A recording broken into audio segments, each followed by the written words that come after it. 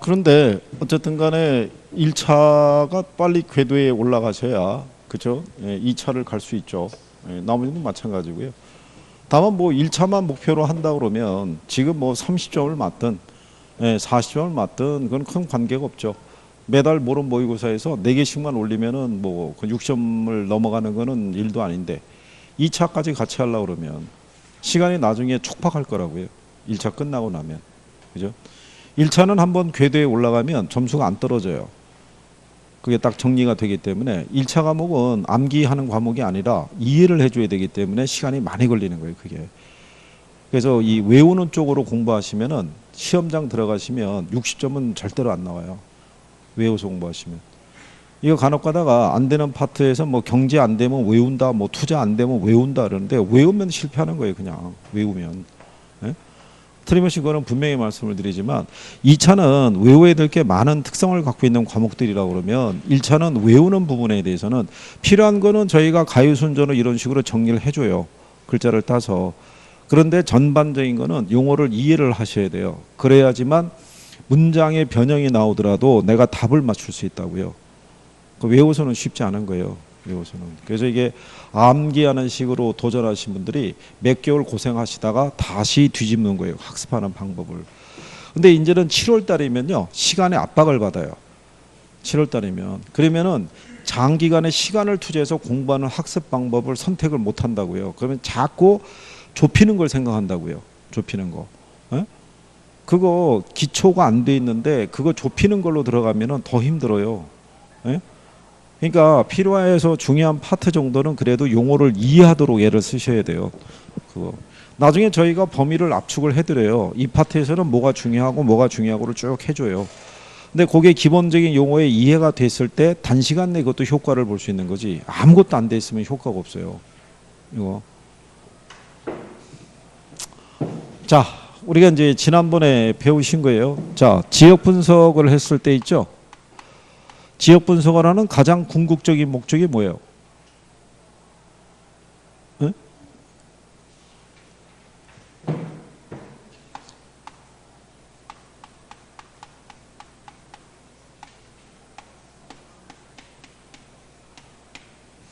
자, 둔산동 있고 오류동이 있어요. 그죠? 그러면 여기도 주거 지역이 있고요.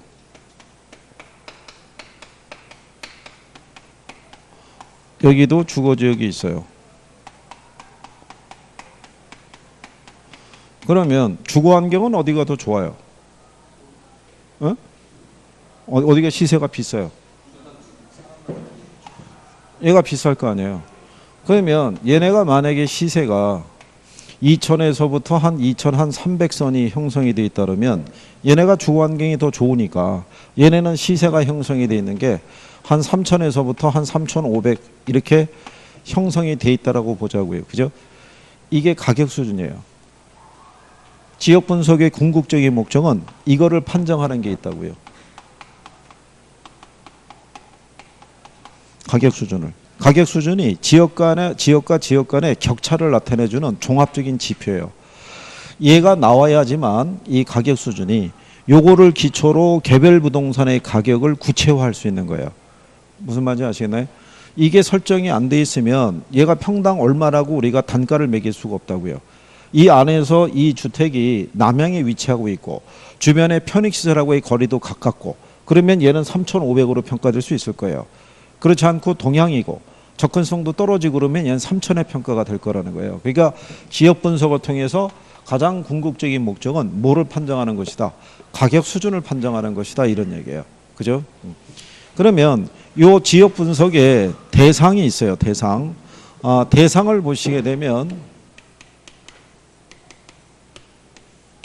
인근 지역이 있고요. 유사 지역이 있고요. 그 다음에 동일수권이라고 있어요. 그러면 요 셋 중에서 가장 중요한 게 얘예요. 인근 지역. 얘가 근래에 시험으로 2번 인용이 됐는데요.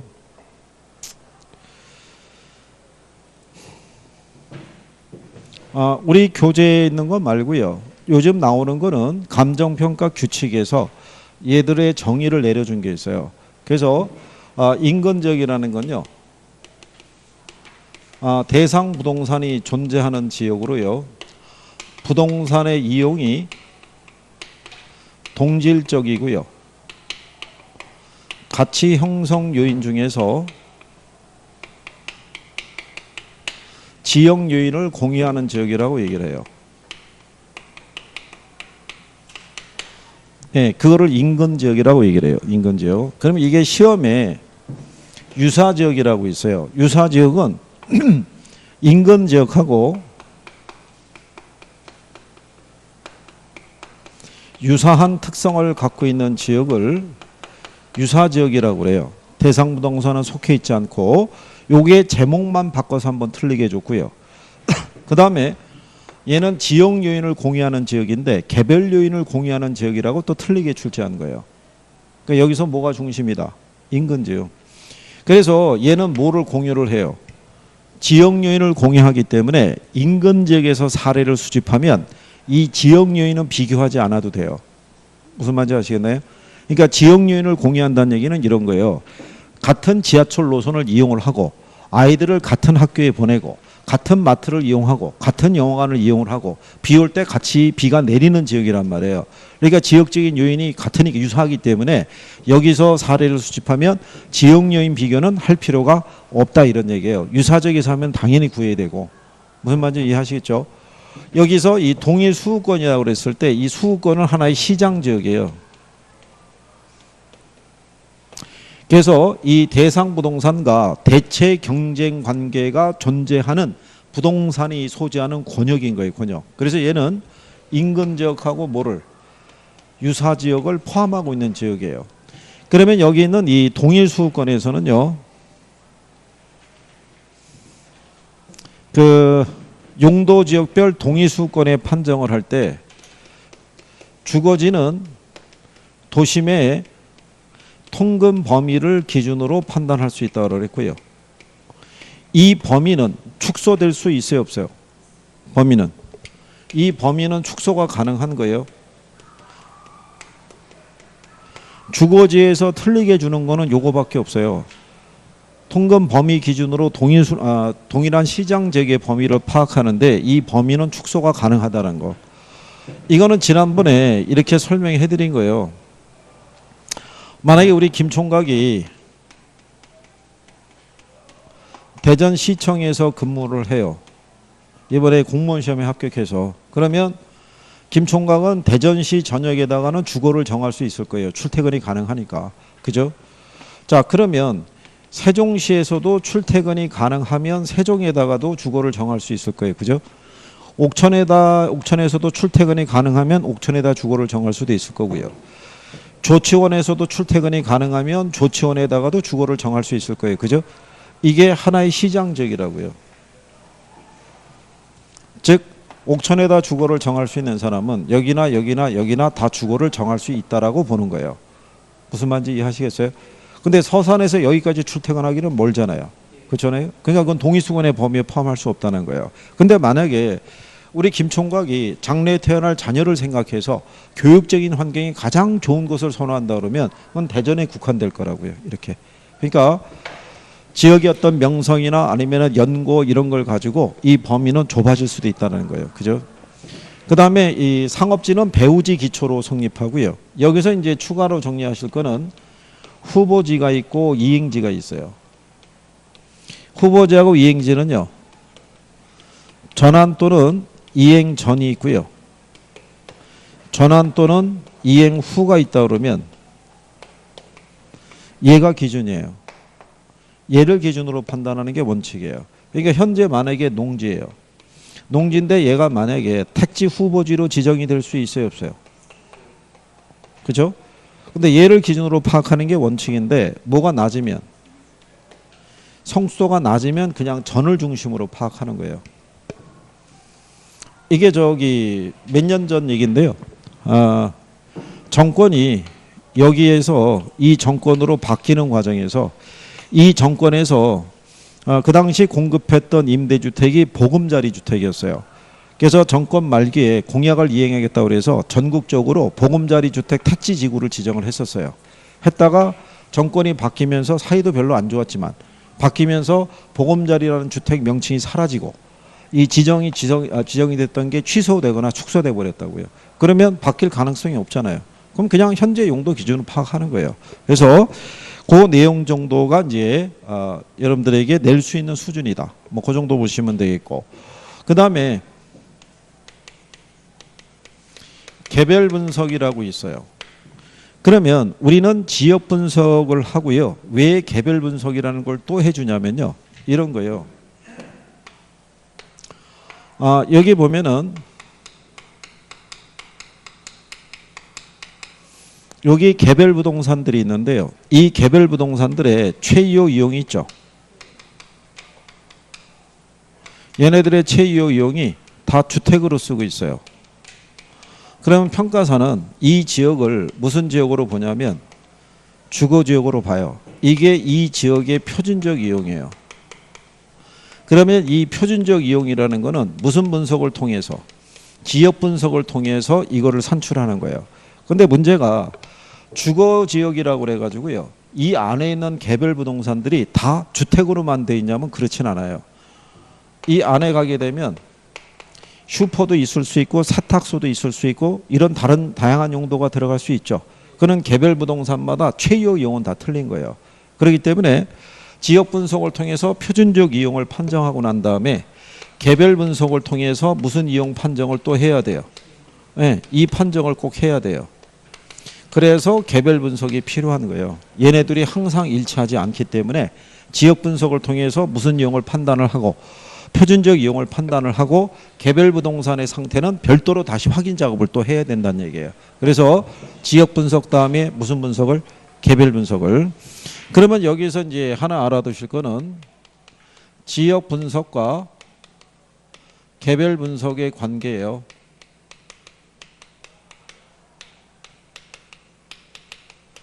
자, 그래서 이거 지난번에 이렇게 해드린 거예요. 선행 분석이 지역 분석이고요. 지역 분석이 전체 분석이자 부분 분석이고요. 지역의 표준적 이용을 토대로 얘는 가격 수준을 판정하는 거고요. 후행 분석이 개별 분석이고요. 얘는 부분 분석이자 이게 전체적인 거시적인 분석이고요. 미시적인 분석. 그리고 개별 부동산의 최이호 이용을 토대로 얘는 구체적인 가격을 판정하는 거예요. 그래서 우리가 지난번에 글자 따서 이렇게 해줬어요. 이렇게. 이거 바꿔주는 거예요. 지역 분석에서는 그 지역의 최이호 이용을 토대로 구체적인 가격을 판정한다면 틀리는 거예요. 그리고 일반적으로 지역 분석과 개별 분석이 있으면 뭐가 선행이 되겠어요? 지역이. 이게 판정이 돼야만 이게 구체화될 수 있어요. 그러니까 이거를 바꾸면서 틀리게 유도하는 거예요. 주로. 그러니까 요거를 기억을 잘 하시면 돼요.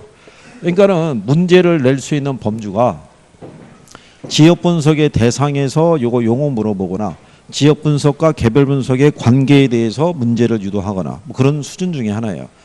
그러니까 내용은 어렵지가 않다고요. 그러니까 그거 정리하시고요.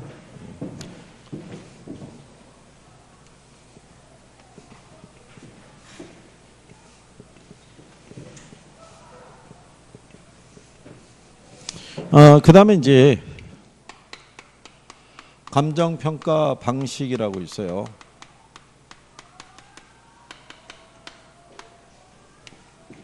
감정평가 방식을 보면요. 얘가 원가 방식이라는 게 있고요. 비교 방식이라는 게 있고 수익 방식이 있어요. 얘가 비용성의 사고에 입각하고 있고요. 시장성, 그 다음에 수익성. 이게 이제 삼면성이고요. 삼면성이라는 게 세 가지 방식의 가장 기본적인 특성하고요. 장단점을 다 반영하고 있는 게 이게 삼면성이라고 생각하시면 돼요. 그죠? 자, 그래서 원가 방식의 사고는요. 얘는 뭐에 기초해서? 비용에. 우리 지난번에 이거는 구별한 거 기억하시죠? 이거. 이 드링크 살 때 이 카드로 결제했고 그럼 수수료 발생하지 않는다고. 이 중에서 제일 많이 물어보는 게 이거예요. 이거. 시험에서 다 낸 거예요. 그 원가 방식의 사고는 뭐냐면 이런 거예요. 우리 학원 건물이 있어요. 그죠? 근데 얘가 20년 전에 준공했대요. 그러면 20년 전에 얘가 어느 정도의 비용을 들여서 이 건물을 지었는지는 우린 지금 알 수가 없어요. 그러니까 얘를 갖다가 무슨 시점에서 기준 시점이 있죠. 이 시점에서 얘를 다시 신축할 때 소요되는 비용은 지금은 구할 수 있어요. 20년 전에는 얼마의 비용을 들여서 이 건물을 지었는지는 모르겠으나 지금은 구할 수 있다는 얘기죠. 그렇잖아요. 비용 자리를 우리가 얻을 수 있으니까. 근데 얘가 신축할 때 이게 10억 들어간대요. 그죠? 근데 우리 지금 학원 건물은 신축 건물이에요, 중고예요? 중고잖아요. 그러면 얘는 20년 전서부터 지금에 이르기까지 뭐가 발생했겠어요? 감가가. 그걸 여기서 공제하는 거예요. 그래서 감가액을 산정했더니 4억이라는 거예요. 그러면 이 건물의 가치는 얼마가 된다는 거예요? 네, 6억이 되는 거예요. 그런데 이 건물을 이 시점에서 다시 신축하는데 20억 들어간대요. 그러면 감가의 정도는 고정되어 있을 테니까. 그러면 남는 가치가 더 커질 수 있죠. 그러니까 비용이 많이 들어가면 들어갈수록 가치가 비싸다고 보는 사고예요. 그런데 얘는 가령 예를 들어서 이런 거예요. 같은 10층짜리를 짓는데 얘는 10억 들어갔는데 얘는 8억 들어갔으면 얘가 가치가 비싸다고 보는 사고예요. 근데 얘는 가령 예를 들어서 아산에 있는 건물이고요. 얘는 강남에 있는 건물이에요. 그럼 얘가 실제는 시장에서 얘가 비쌀 거 아니에요. 이건 무시한다고요. 오로지 비용이 얼마 들어갔냐만 가지고만 가치 판단하는 방식이에요. 그죠? 그러면 얘가 방법상에 이렇게 문제가 있음에도 불구하고 얘를 쓰는 이유가 뭐냐면 여기 시청이 있죠. 시청. 이 시청 매매할 수 있어요, 없어요? 어? 얘 담보로 대출 받을 수 있어요, 없어요? 어? 다 돼요.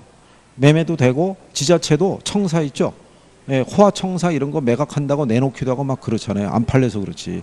근데 문제는 이런 애들은 시장성도 없고 수익성도 없다고요. 그러니까 이런 애들 평가는 얘밖에 할 수가 없는 거예요. 그래서 원가 방식이 존재하는 거예요. 이게. 자, 그러면 이런 거예요. 여기 있는 비교 방식이 있죠. 예, 비교 방식의 사고는 여기 지금 10층짜리 중고 건물이 있잖아요. 그죠? 그러면 얘를 새로 신축할 때 얼마 들어가냐가 기준이 아니고요. 얘하고 유사한 그 규모가 유사한 건물이 있죠. 얘가 시장에서 얼마의 매매가 되느냐가 그 단가가 되는 거예요. 얘가 시장에서 한 15억에 매매가 되면 얘도 그 정도는 할 것이다. 이런 사고가 비교 방식의 사고인 거예요. 그러면 수익 방식의 사고는요. 얘를 지어서 얼마 짓는데 들어가는 비용 산정한다. 유사부동산이 얼마에 거래된다가 중요한 게 아니라 이 건물을 통으로 임대줬을 때 발생하는 임대 수익이 있죠. 예, 임대 수익의 크기로 가치를 결정하는 게 수익 방식의 사고예요. 수익이 많이 나오면 가치가 비싸다고 보는 사고라고 보시면 돼요. 그래서 그게 기본적인 요건이고요. 이거 정도는 알아두셔야 돼요. 거기 가면 그 박스 안에도 명시가 되어 있는데요. 가격 구하는 방법이 있고 임료 구하는 방법이 있죠. 예, 그것도 시험에서 물어봐요. 가로놓기 해가지고. 그죠? 예. 근데 다만 비교 방식에서는요. 가격 구하는 방법이 뭐가 있어요? 거래사례 비교법이라고 있죠. 그 다음에 임료 구하는 방법이 임대사례 비교법이라고 있죠. 예, 여기다 플러스해서 공시지가 기준법이라고 있어요. 얘도 비교 방식 안에 포함이 되는 거예요. 공시가 기준법도. 그래서 그거 정도는 알아두셔야 돼요. 그래서 가격 구하는 방법이 원가법이라는 게 있고요. 임료 구하는 것이 무슨 법이 있고 적산법.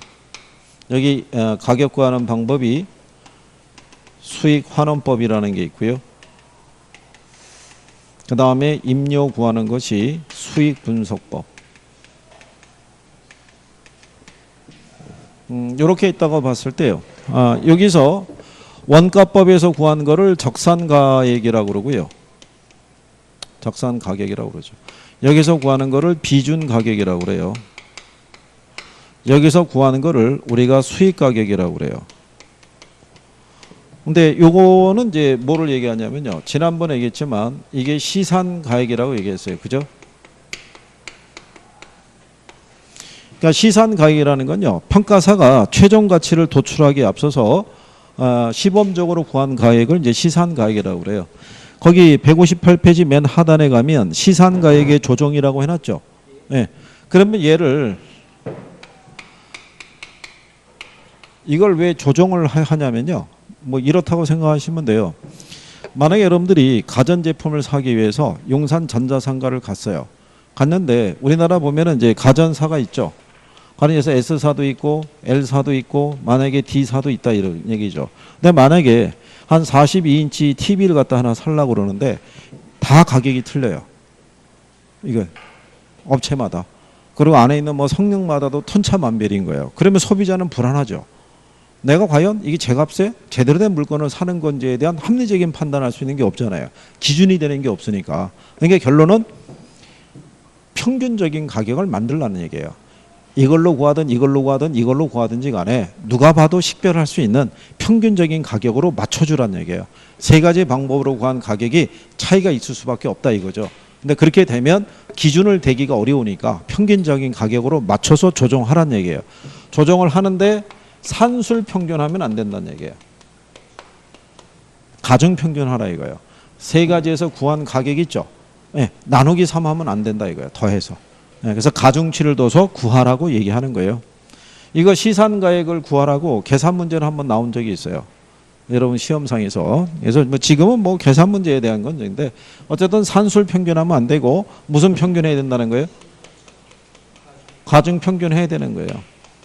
시산가액을 조정하라는 이유가 이제 거기 있다라고 보시면 돼요. 원래 이게 감정평가 논리가 뭐냐면요. 주관의 객관화예요. 이게 보는 관점에 따라 다 틀리거든요. 그거를 가장 객관적으로 표현해 줄 수 있는 것 있죠. 네, 그거를 선택하는 거예요. 방법에는 문제가 좀 있더라도. 그죠? 네. 그런 논리 보시면 되겠고요. 그 다음에 뒤로 넘어가시면 원가법이라고 이렇게 되어 있어요. 거기 가로 열고 복성식 평가법이라고 있죠. 네, 그거는 지금 안 써요. 복성식 평가법이라는 표현은 예전에는 복성식 평가법이라고 썼는데 감정평가 규칙이 개정이 되면서 그냥 원가법이라고 써요. 원가법. 그러니까 여러분 시험에 복성식 평가법이라고 나온다 안 나온다? 안 나와요. 그러니까 혹시 이게 원가법, 복성식 평가법 둘을 정리할 필요가 없다는 얘기예요. 그러면 간단하게 정리만 해드리면 3방식에서 요거 구하게 되는요. 계산이나 뭐 이런 것들은 나중에 문제풀이 하면서 해보시면 되겠고요. 개요를 보시면 원가 방식은 부동산의 가치는 토지 가치하고요. 건물 가치의 합으로 돼 있다고 보는 거예요. 근데 여기서의 건물 가치는요. 건물에 대한 재생산 비용에서요. 감가액을 공제해서 구하는 논리고요. 토지 가치는 공시지가 기준법 있죠. 뭐 적정한 실거래가가 있으면 거래사례 비교법을 쓸 수도 있어요. 자, 이렇게 구하는 게 원가 방식의 사고예요. 자, 그랬을 때 원가 방식에서 가격을 구하는 게 원가법이에요. 그러면 이 원가법이라는 건요.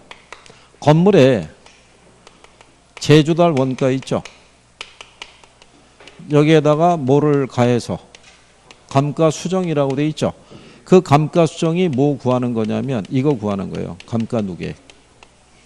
이거. 네, 그래서 이 적산 가격을 구하는 거죠. 그래서 이게 이거예요. 같은 거예요. 그러니까 원가법이라는 거는 건물 가치 구하는 방식이에요. 그럼 왜 토지 가치는 원가법으로 못 구하겠어요? 토지 가치는.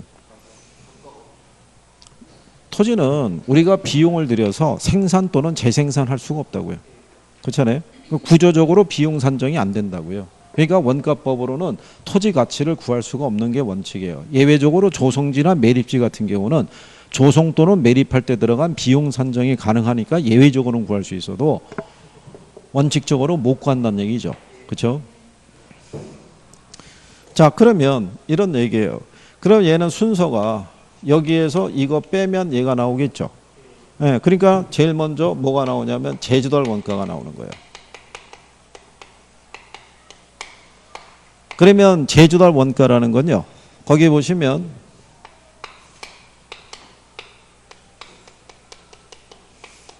기준 시점 현재 대상 건물의 신축 원가 뭐 이런 식으로 정리하셔도 돼요. 원래는 대상 물건의 신규 비용을 나타내요. 이게 건물만 꼭 구하는 건 아니기 때문에. 근데 이제 건물 기준하면 이렇다는 얘기인데 여기서 요 기준 시점이 있죠. 기준 시점을 대신해서 신축 시점이나 건축 시점이나 또는 준공 시점이나 이걸로 대체해서 쓸 수 있어요, 없어요? 이걸로. 어? 이걸로 대체해서 쓰면 틀리는 거예요. 감정평가로 들어오면 시점은 이거 하나밖에 없어요. 기준 시점. 예, 그러니까 거기서는 이제 그거 정리하시면 되겠고요. 그 다음에 얘 종류는요.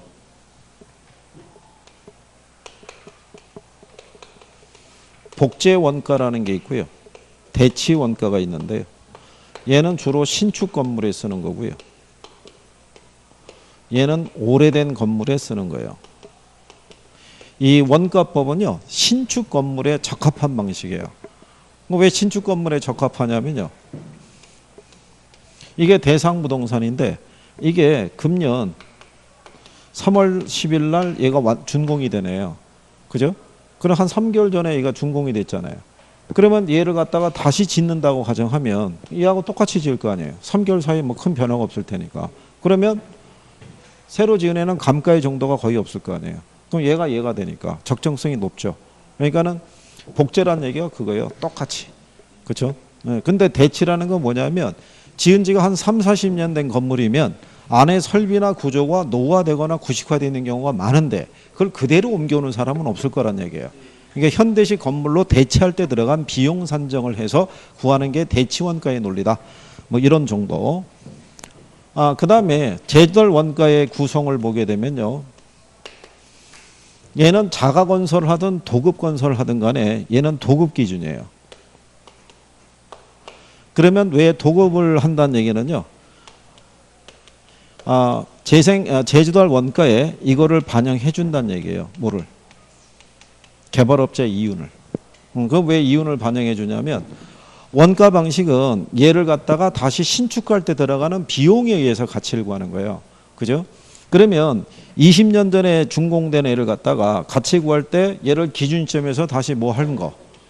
신축할 때 들어가는 비용을 가지고 구하잖아요. 그럼 신축할 때 들어간 비용이 10억이에요. 그럼 여기서 감가액을 공제해서 이 가치를 도출하는 방법인데 문제는 비교 방식에서는 얘하고 유사한 사례가 시장에서 15억에 거래되고 있으면 이거 기준으로 가치를 맞춰주거든요. 그러면 비용을 기준으로 구하는 거하고 실제 시장에서 거래되는 가격하고 괴리가 생기는데 이 갭이 너무 커지는 거예요. 그러니까 얘를 갖다가 도급을 주게 되면 개발업자는 이 건물을 신축할 때 자기의 이윤도 비용 안에 포함시킬 거란 얘기예요. 그럼 이 사람이 이윤을 갖다 2억에서 3억 정도를 반영하게 되면 비용이 10억이 아니라 12억, 13억 나올 거 아니에요. 그럼 이 갭이 좁아질 거 아니에요. 그러기 위해서 도급한 걸 기준해 주는 거예요. 자가도 되고 도급도 되는데 그래서 거기 보시면 자가건설의 경우라도 뭐를 기준으로 도급건설을 기준으로 적정 이윤을 고려한다는 얘기는 개발업체 이윤도 반영한다 안 한다? 반영한다. 이렇게 구별하시면 돼요. 그리고 얘를 구하는 방법은 4가지 정도 있다라고 보시면 돼요. 그래서 일반적으로 우리가 총구담비라고 그래요. 이게 총량조사법, 구성단위법, 단위비교법, 그 다음에 비용지수법. 그래서 이거 4가지 정도. 이거 여기는요. 계산 문제로 2번 나왔는데요. 이거 2번 낸 거예요. 비용지수법. 네. 근데 내는 그 요건이 간단하기 때문에 지금 여기서 또 뭐 계산 문제 해봐야 별로 뭐 반응도 안 좋으실 거고. 예. 근데 내용은 진짜 간단하게 해주는 거예요. 이게 5층짜리 있는데요. 대지가 한 500평방미터고요.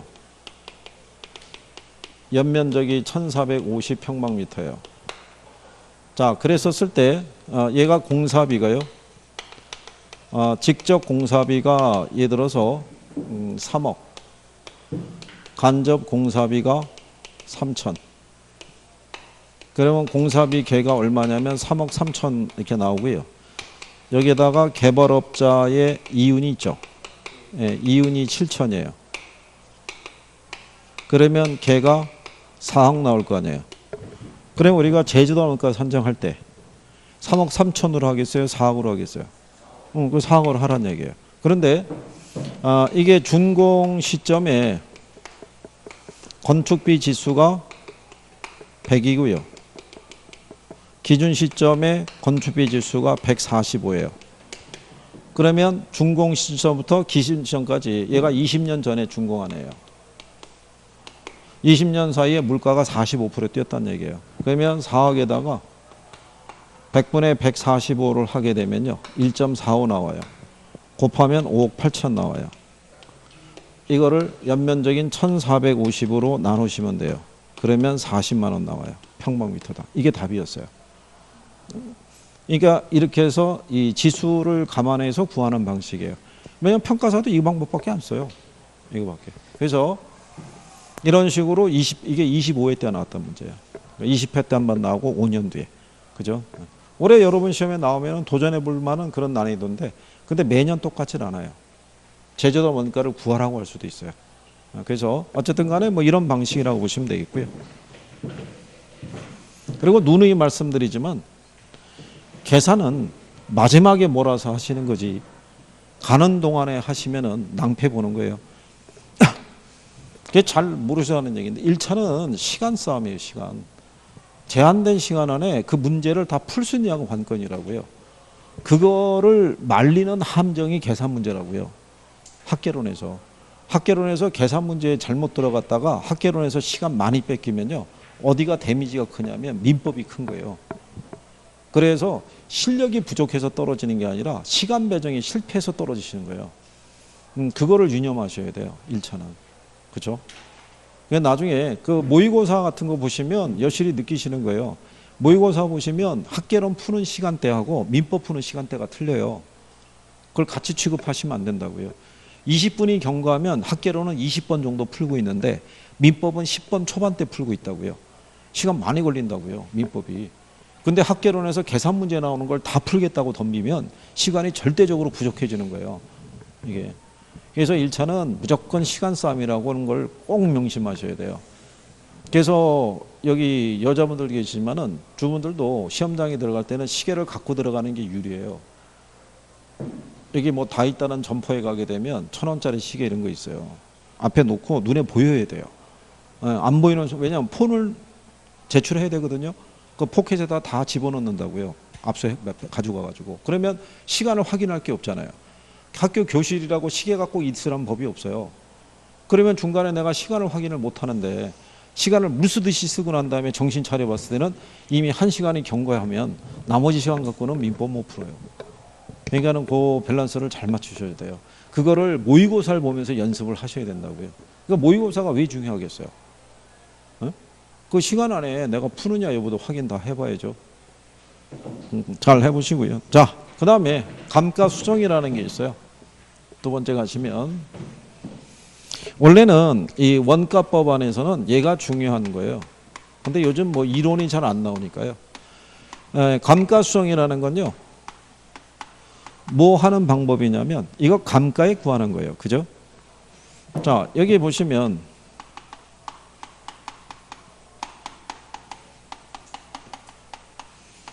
제주달 원가에서 이론을 보면 뭐라고 그랬냐면요. 제주달 원가라는 게 이게 신축 가격이죠.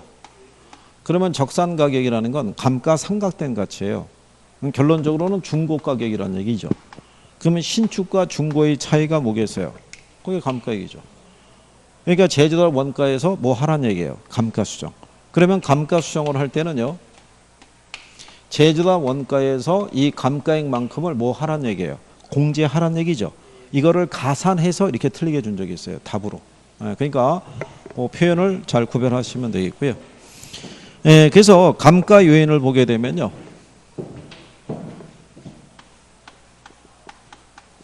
물리적 감가라는 것도 있고요.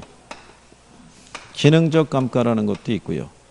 경제적 감가 이렇게 되어 있는데 기능적 감가를 판단할 때 이제 쓰는 게 균형의 원칙. 그죠? 그 다음에 경제적 감가 판단할 때 적합의 원칙. 그렇죠? 그래서 그것도 시험에 나온 거예요. 원가법을 적용할 때 경제적 감가를 판단하는 거는 그죠?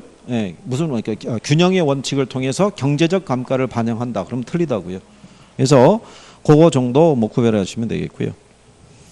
그 다음에 거기 161페이지에 상단 박스 밑에 가면 자 거기 중요 표시로 해서 법률적 감가 요인이라고 있죠.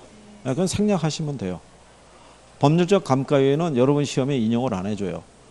그 왜 인용을 안 해주냐면 예전에 어느 학자가 법률적 감가 요인이라고 제시는 했어요. 근데 얘를 구하는 방법은 제시를 못했어요. 그리고 그 양반이 자꾸 하셨어요. 그렇기 때문에 지금은 그냥 경제적 감가 요인에 그냥 포함해서 정해요. 여기 보시면 얘는 변동의 원칙을 적용해서 구하죠. 얘는 균형의 원칙 적용하잖아요. 얘는 적합의 원칙 적용하잖아요. 근데 법률적 감가는 적용 기준이 없잖아요. 그러면 뭐 구할 수 있는 요건이 없잖아요. 그러니까 그냥 참고하시면 되고요. 그 다음에 그 밑에 가면 감가수정과 감가상각의 차이라고 되어 있죠. 그게 혹시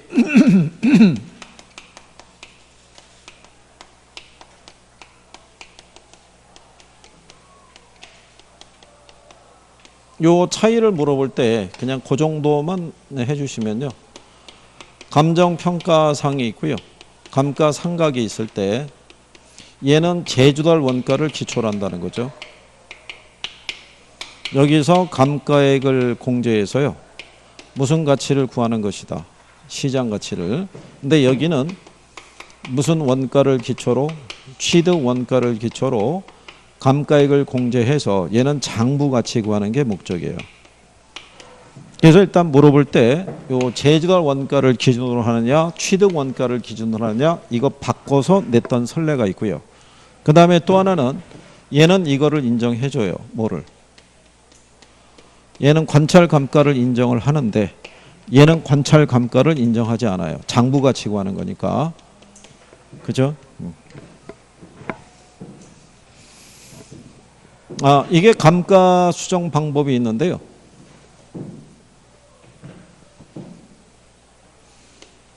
감가 수정 방법을 보시면 이게 내용연수 기준법이라는 게 있고요.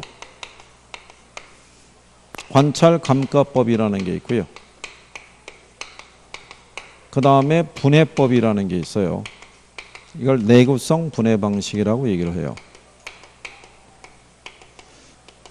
이론적으로는 여기가 직접법이라고 그러고요.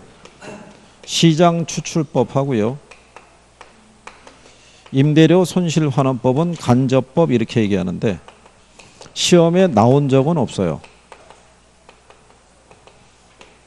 만약에 이게 제목대로 방법이 이렇게만 있으면요. 하나, 둘, 셋, 넷, 5개니까 오지선다로 나올 수도 있는데 내용연수 기준법 안에 들어가면 정예법, 정률법, 상환기금법이라고 있어요. 그러니까 얘네들만 해도 5개가 되기 때문에 그래서 얘네는 나온 적은 없어요. 근데 지금은 감정평가 규칙상에서 원래 이 감가액을 산정할 때는 내용연수를 기준으로 한 방법을 쓰고 이게 적합하지 않으면 다른 애를 고려하라고 돼 있는데 그 조문이 삭제됐어요. 그러니까 지금은 법 조문상에서는 어떤 방법에서 감가액을 구해야 되는지 기준은 없어요. 따로. 그래서 근데 이제 정예법은요. 건물 등 같은 삼각자산의 감가액 구할 때 얘는 기계류 등의 얘는 광산 등에 이렇게 쓰는 방법인데요. 참고로 보시면 얘를 구하는 게 원칙이에요. 뭐로? 정예법으로. 왜 정예법으로 구하냐면 원가법이 건물 가치 구하는 거잖아요. 그래서 여러분들에게 계산 문제로 한 6번 나왔다 그러면 한 번을 뺀 5번이 다 정액법으로 구하라고 나온 거예요. 정액법으로. 그리고 왜 또 정액법으로 구하라고 그러냐면요. 정액법으로 구할 때가 감가액을 구하기가 훨씬 간편해요. 계산이 간단하기 때문에. 그죠? 근데 정액법의 사고는요. 매년의 감가액이 어떻다는 얘기예요. 일정하다는 얘기예요. 그죠? 그런데 건물의 가치라는 것은요. 이렇게 직선적으로 줄어들진 않아요. 건물을 신축한 초기에는요. 감가가 거의 없고요. 시간이 경과하면 감가의 정도가 더 커지거든요. 이거를 정액법의 사고로는 이 차이가 보정이 안 돼요. 그러니까 누가 가서 보라는 얘기예요. 평가사가 직접 가서 보고 그 감가액을 조정하라 이런 얘기인 거예요. 그죠? 그러니까 직접 관찰해서 조정하니까 객관적이겠어요? 주관적이겠어요? 네, 그거를 객관적으로 바꾸면 틀리는 거예요. 그거를. 그래서 이거는 주관성의 개입이 크다라고 보시면 돼요. 그래서 정액법은 매년의 감가액이 일정하다는 가정이고요. 근데 정률법은요. 매년의 감가액이 틀려요. 얘는 다른 말로 체감상각법이라고도 얘기를 해요. 무슨 법? 체감상각법. 뭐하고 똑같은 개념이냐면 금융에서 원금균등 상환방식 배우셨죠? 그 원리하고 똑같은 거예요. 잔액은 계속 줄어드는데 정률을 매기거든요. 거기도 고정금리 매기잖아요. 그죠? 그런 똑같은 거예요. 그래서 초기에 감가액이 크고요. 매년 시간이 경과할수록 감가액이 점점점 체감하는 방식이에요. 그래서 다른 말로 뭐라고 그러냐면 얘를 체감상각법이라고 그래요. 뭐 여기 계산에 대한 거는요. 나중에 이제 문제 풀 때 다음 주에 풀어볼 수도 있어요. 근데 실상 문제를 드리더라도 계산에 대한 거는 뭐 간단하게 이게 원래는 이게 작년에도 나왔거든요. 여기서 매년의 감가액을 구할 때요. 이게 경제적 내용연수분의 제주달 원가에서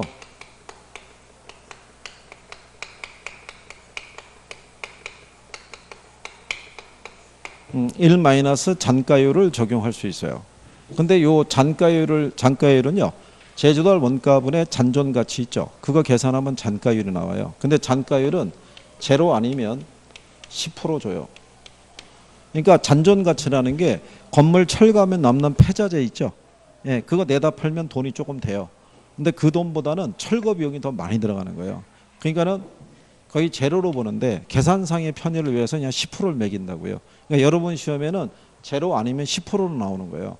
그러니까 이게 원래 10%를 한번 준 적이 있어요. 그래서 경제적 내역연수를 몇 년? 50년. 이거 2억. 근데 잔가율을 10% 줬어요. 그러면 0.9 남잖아요. 그럼 2억에 90%니까 1억 8천이겠죠. 이거를 50으로 나누면 360 나와요. 그런데 여기 감가 누계액을 구하죠. 이거는 매년의 감가액이 있죠. 여기에다가 경과년수로 곱하면 돼요. 근데 정액법하고 정률법은요. 이걸 알고 있다라는 가정이에요.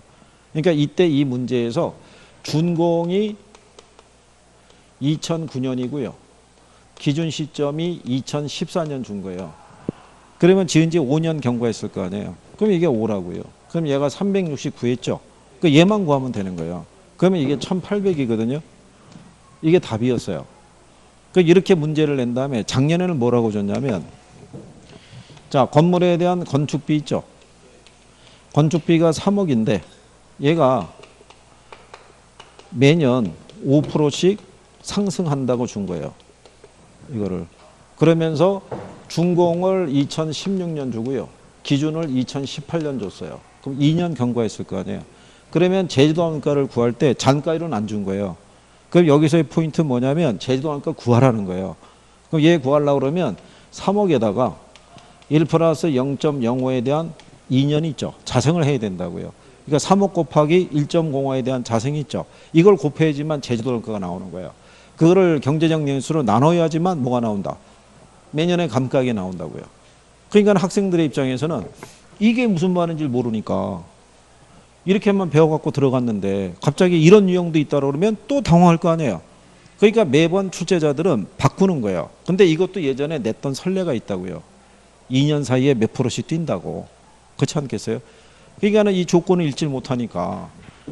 그러니까는 들어갔다가 문제는 안 풀리고 시간은 뺏기고 그러고 가면 문제가 있다는 거죠. 그래서 딱히 기본적인 거는 이렇게 푸는 건데, 근데 어쨌든 나중에 문제 풀이할 때 다 다루게 해줘요. 그렇다고 해서 계산을 갖다가 통으로 아무것도 하지 말고 들어가세요, 그럴 수는 없잖아요. 그러니까 기본적인 건 확인을 해드리는데 이런 변수가 있을 수 있다는 거는 염두에 두라고 얘기하는 거죠. 그래서 문제 보인다고 바로 덤비지 말라고 그러는 거예요. 학원에서 풀 때는 자신 있는 유형 같은데 막상 들어가 보면 조건이 틀린 거예요.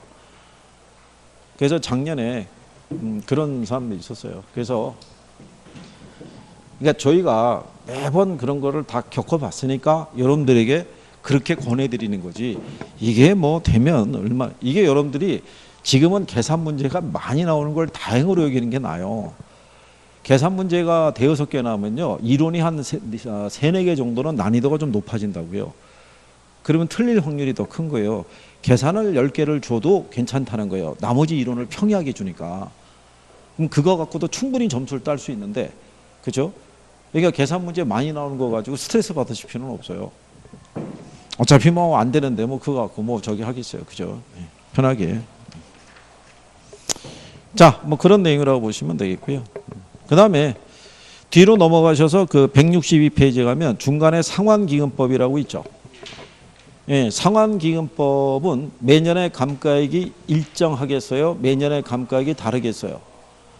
162페이지 가시면 중간 박스 밑에 상환기금법이라고 있잖아요. 예, 상환기금법은 매년의 감가액이 일정해요? 달라요? 얘는 정액법은 일정해요. 정액이니까. 정률법은 매년의 감가액이 틀려요. 상환기금법은 매년의 감가액이. 예? 그러니까 그냥 이렇게 보시면 돼요. 이게 정액법이잖아요. 조금 아까 우리가 이렇게 구했을 때 정액법은 매년의 감가액이 360이에요. 이렇게. 근데 상환기금법이 있죠. 얘는 매년의 감가액이 이렇게 300이에요. 그러니까 얘도 매년의 감가액은 일정해요. 일정한데 얘보다는 감가 누계액이 적잖아요. 이걸 이자로 메꿔주는 거라고요. 뭐로? 이자로. 이걸 여러분들에게 언제 알려드렸냐면 투자론에서 화폐 시간 가치 할 때 감책인 개수라고 알려드렸죠. 그 요건을 반영한 거예요. 이게. 그러니까 요 매년 회수되는 애들을 외부에 운용하면은 얘들에 대한 뭐가 발생하겠어요? 이자가. 그 이자 합쳐서 감가 누계액을 맞춰가는 방식인 거예요. 그래서 얘도 매년의 감가액은 어떻다? 일정한데 복리에 따른 이자를 발생시키는 건 얘 하나밖에 없는 거예요. 예, 그거 하나 정도 알아두시면 되겠고. 163페이지의 관찰 감가법에서는요, 동그라미 B번에 평가사의 주관이 개입되거나 뭐 이런 것 있죠. 주관성의 개입이 크다라는 걸 알아두시면 되겠고. 그 다음에 분해법이라고 있죠. 분해법은 이게 감가 요인이 물리적, 기능적, 경제적 감가 요인이 있으면요, 얘를 치유가 가능한 감가와 치유가 불능인 감가 있죠. 얘는 이런 식으로 뭐 하는 거예요? 분해하는 거예요. 경제는 치유가 불능인 것밖에 없고, 이런 식으로 나눠서 감가액을 구하는 게 내구성 분해법, 거기 내구성 분해법이라고 해놨죠. 예, 분해법, 내구성 분해 방식 이렇게 얘기를 해요. 예, 그래서 그런 정도. 자, 그 다음에 뒤로 넘어가시면 165페이지에 적산법이라고 나오죠. 예, 거기서는 그것만 하나 알아두시면 돼요. 자, 적산법이라는 것은요, 대상 물건의 가격에 기대율을 곱해서 산정한 기대 수익에 대상 물건을 계속해서 임대하는 데 필요한 경비를 더해서 임대료를 산정하는 방법을 말한다고 돼 있죠. 그것만 기억하시면 돼요. 그러니까 얘는 임대하기 위해서 투자한 기초가액이 있죠. 여기에다가 기대 이율을 곱하면요, 뭐가 나온다는 얘기냐면 기대 수익이 나오는 거예요. 이 기대 수익을 다른 말로 순임료라는 거예요. 자, 그러면 여러분들이 내가 임대 사업을 하기 위해서 5억을 투자했어요. 근데 이 사업에 대한 내 기대 이율이 몇 프로냐면 10%예요. 그죠? 그러면 5억에 10%면 얼마 나오겠어요? 5천만 원 나오겠죠. 그런데 이 수익을 발생하기 위해서 뭐가 발생이 되냐면 필요 재경비 있죠. 필요 재경비가 발생하는데 필요 재경비가 500이에요. 그죠? 그럼 여기서 이걸 빼준다고 생각해 보세요. 그러면 5천에서 500 빼면 4,500이죠. 그러면 투자자가 기대하는 이율이 충족이 안 되죠. 그러니까 이걸 가산을 시키는 거예요. 그러니까 여기서 틀리게 줄 수 있는 거는 요게 가산해야 되는데 공제해서 이렇게 나면 틀리는 거예요. 무슨 말인지 아시겠나요? 용어상에서. 그거 기억하시면 돼요. 그 다음에 기초가격 그 밑에 나와 있는 기대이율 뒤에 나와 있는 필요재경비 이런 것 있죠. 생략하시면 돼요. 이거 왜 생략하면 되냐면요. 그 뒤로 넘어가시면 거기 필요재경비라고 있죠. 네. 거기에 보면은 감가상각비 있죠. 우리 저기 투자론에서 배우셨지만 경비 산정할 때 감가상각비 포함해요? 아니면 빼요? 경비. 우리 가유순 전후 이거 했었잖아요. 가유순 전후하고 여기서 공경부서에서 이렇게 뺄 거 아니에요. 여기서 뺄 때 감가상각비 빼요? 안 빼요? 에? 여기서 안 뺀다고요. 감가상각비. 공부소감이라고 그래서. 근데 여기선 반영한다고요. 여기서. 그래서 안 나온다고요. 여기가. 중복이 되잖아요. 근데 한쪽은 여기서는 반영을 한다고 그러고 여기는 반영하지 않는다고 돼 있는데 그렇잖아요. 그러니까 감정평가상에서 쓰는 회계 논리와 기업에서 쓰는 회계 논리가 틀리다고요. 그러니까 이거를 기준으로 내기 시작하면서부터 일로 정리가 된 거예요. 그러니까 이쪽에 경비 항목은 안 나오는 거예요. 그러니까 이거는 참고하셔도 된다는 얘기예요. 그래서 적산법에서 옛날에는 이게 요 산식도 나오고 경비에 대한 것도 예전엔 정리를 시켜드렸는데 지금은 안 한다고요. 그러니까 이걸 굳이 이렇게 넣을 필요가 없는 거예요. 그냥 이쪽에 적산법은 간단하게만 정리하시면 되는 거예요. 그 다음에 이제 비교 방식에 관한 사고가 있어요. 그래서 잠깐 쉬었다가 여기서부터 해서 뒤에 마무리하시죠. 쉬었다 들어오십시오.